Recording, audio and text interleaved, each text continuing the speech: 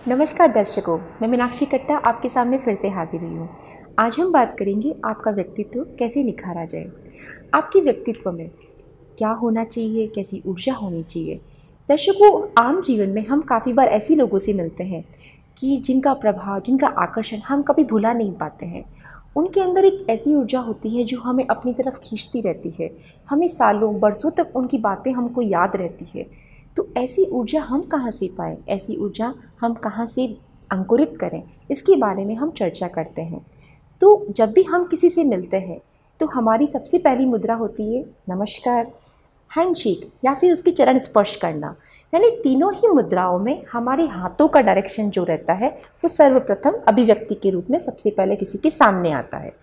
तो हाथों में हम ऐसी कहाँ कैसी ऊर्जा को प्रवाहित करें कि हमारा जो फर्स्ट इम्प्रेशन है किसी के ऊपर वो बहुत ही शुभ जाए, बहुत ही अच्छा जाए। तो प्रातःकाल, मॉर्निंग में, सुबह में जब भी आप सबसे पहले उठते हैं तो अपने हाथों को इस तरीके से देखें, अपनी हथेलियों के दर्शन करें। अपनी हथेलियों में जो आपकी रेखाएं हैं उनको आप देखें। उसके पश्चात एक श्लोक का उच्चारण मैं आपको बताती हूँ। कराग्रे वस्ते लक्ष्मी, करमूले सरस्वती, कर मध्ये तु गोविंदा, प्रभाते कर दर्शनम। इस श्लोक के साथ में आप अपनी हथेलियों को दर्शन करें, अपनी हथेलियों को फिर से अपने चेहरे पर फेरें। इस श्लोक को मैं आपको वापस रिपीट करूंगी। कराग्रे वसते लक्ष्मी, कर मूले सरस्वती, कर मध्ये तु गोविंद, प्रभाते कर दर्शनम। इसके पश्चात आप पृथ्वी माँ, धरती माता को आप अपने राइट हैंड से आप प्रणाम करें। उसके पश्चात आप अपने राइट लेग को धरती माता पर रखें। दोस्तों, जो पृथ्वी है, जो धरती है, इसके अंदर जो गुरुत्वाकर्षण बल है, जो शक्ति है, वो दूसरों को आकर्षित करने की शक्ति है। उसको हमें प्रणाम करना अति अनिवार्य है। जो हमारे को दूसरी ऊर्जा है वो पृथ्वी माता से मिलेगी केवल प्रणाम करने से। तीसरा कोई काम नहीं करना है, केवल हमें प्रणाम ही करना है। उसके पश्चात हमें हमारे पैरों को धरती माता पे रखना है। तो ये मैंने आपको दो ऊर्जा के स्रोत बताए, हाथों के थ्रू और धरती माता को प्रणाम करके। तीसरा ऊर्जा का जो स्रोत है वो है सूर्य देवता। आप अपने नित्य क्रिया करने के पश्चात में आप सूर्य भगवान को जल जरूर चढ़ाएं, अर्घ्य जरूर देवें। देखिए दोस्तों, जो सूर्य देवता हैं वो पूरे जगत को प्रकाशमान करते हैं। अगर आप एक लोटा जल के रूप में अगर आप उनको अर्घ्य देते हैं तो आप ये मान के चलिए कि आपका जीवन, आपकी जो पर्सनालिटी है, आपका जो व्यक्तित्व है वो निश्चित रूप से प्रकाशमान होगा। आज की चकाचौंध की दुनिया में हम क्या चाहते हैं कि हम जहाँ पे भी हमारी प्रेजेंस देते हैं, जहाँ पे हमारी उपस्थिति देते हैं, वहाँ पे हम एक प्रकाशमान होके रहे, हमारा प्रकाश दूर दूर तक फैले, लोगों की संख्या हमें जानने के लिए बहुत लंबी कतारों में लोग खड़े रहे, हम यही चाहते हैं। तो इसके लिए मैंने आपको छोटा सा कार्य बताया, सूर्य देवता को आप अर्घ्य दे दें। अगर आपके अंदर आत्मविश्वास की बहुत भारी कमी है, आप डिसीजन लेने में बहुत पुअर फील करते हैं, बहुत कमज़ोर फील करते हैं, तो अर्घ्य के साथ में आप आदित्य हृदय स्तोत्र का पाठ करें। आप प्रतिदिन कर पाए बहुत अच्छी बात है। अदरवाइज आप केवल रविवार, जो सूर्य देवता का प्रमुख वार है वो है रविवार, उस दिन आप आदित्य हृदय स्तोत्र का आप पाठ अवश्य रूप से करें। दोस्तों, चौथी बात मैं आपसे करना चाहूँगी कि आप डेली मंदिर जाएं। मेरे जो युवा भाई बहन हैं उनके कुछ वर्ड्स आते हैं, उनके कुछ आर्ग्यूमेंट्स आते हैं कि भगवान सर्वत्र व्याप्त है तो हम मंदिर क्यों जाएं।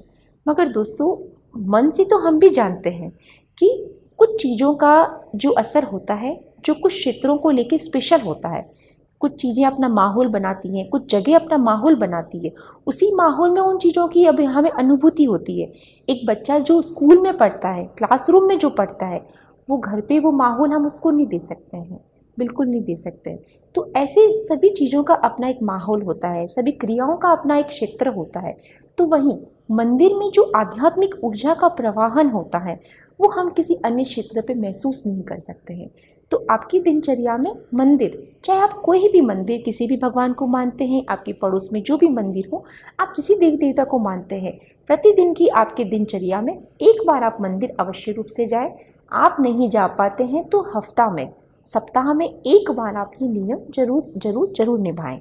दोस्तों, आगे हम बात करते हैं कि आपका दान, पुण्य और सेवा, ये जो तीन कार्य है, इससे आपके अंदर एक अच्छी सी खुशबू का प्रवाहन होगा। आपने अपना व्यक्तित्व तो इन सब चीज़ों से बना लिया, मगर जो आपके व्यक्तित्व की खुशबू है, जो लोगों के पास में बिना कहे बिना आपकी बातचीत करे आपकी फैलती रहे, इसके लिए आपको दान पुण्य और सेवा को आपको ऐड करना बहुत आवश्यक है। आप युवा अवस्था में हैं, आप बाल्य अवस्था में हैं, आप किसी पे डिपेंड हैं और आप दान पुण्य का कार्य नहीं कर पाते, तो आप सेवा कार्य कर सकते हैं।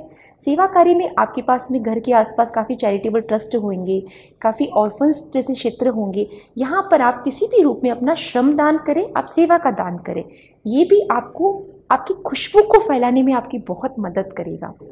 आगे मैं आपको ये बात बताना चाहूँगी कि आपके घर में आपके जो रिश्तेदार हैं, आपके माता पिता हैं, आपके दादा दादी हैं, आपके छोटे भाई बहन हैं, दोस्तों ये सभी एक ग्रह से संबंध रखते हैं।